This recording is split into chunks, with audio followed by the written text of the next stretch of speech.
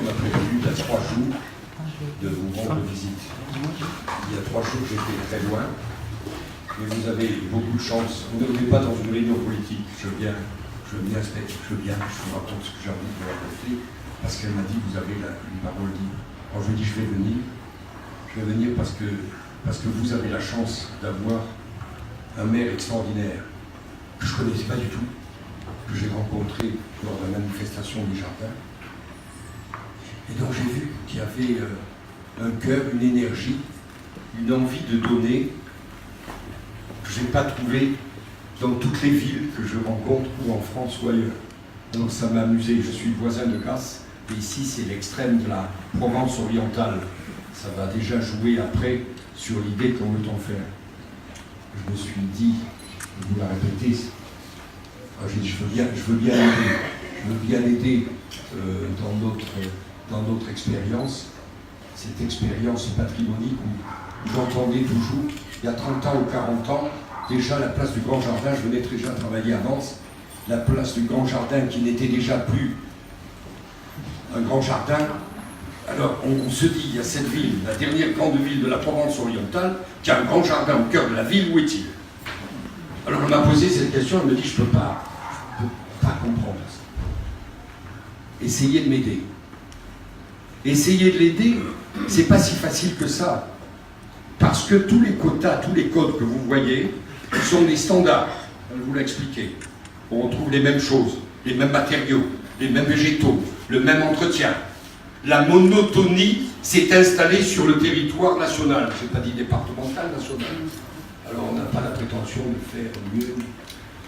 On a simplement la prétention de servir une ville ou un grand village. Un grand village qui veut rester un grand village avec une place où il y a un jardin. Et comme nous vivons ici depuis 1 mois et demi dans une vision paradisiaque du jardin, ça fait 1 mois et demi, il pleut pratiquement pas, sauf il y a 3 jours, que le monde entier nous envie cette manière de vivre, cette manière de vivre, si on peut leur offrir au cœur de la ville cette impression, j'allais dire ces souvenirs d'enfance, alors il faut le faire. Il faut le faire dans une identité simple. Est-ce que vous savez qu'en Europe, il y a une rose qui s'appelait la rose tango, qui était la chose la plus extraordinaire, qui a enveloppé, conquis des dizaines de millions d'Européens. Elle n'y est plus. Et c'est fou ça. Et c'est fou de ne pas profiter d'un patrimoine, non pas que les anciens avaient mis en place, mais qui étaient là. Et comme ça, il y a plusieurs exemples.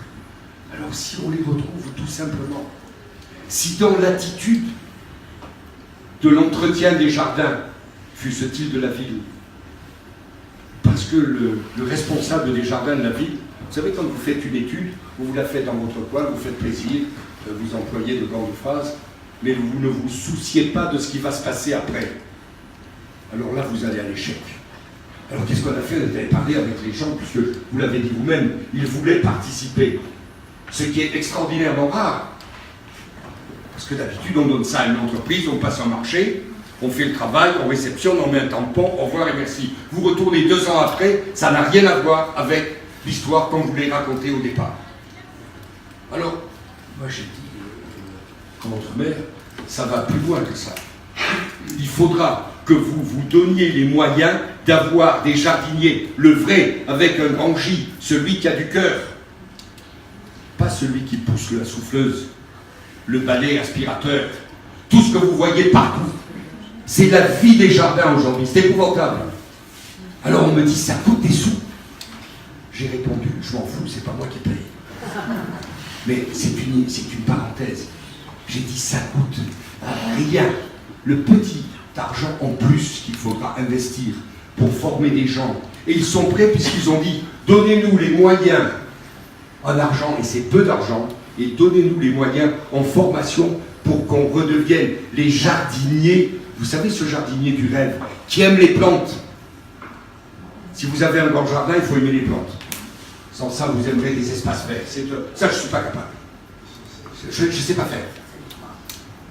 ou je sais mal le faire, et je pense que ce n'est pas sujet à un argument du bonheur. Alors, c'est tout ceci qui nous a guidés dans le projet qu'on va vous présenter, où effectivement, on a essayé de répondre.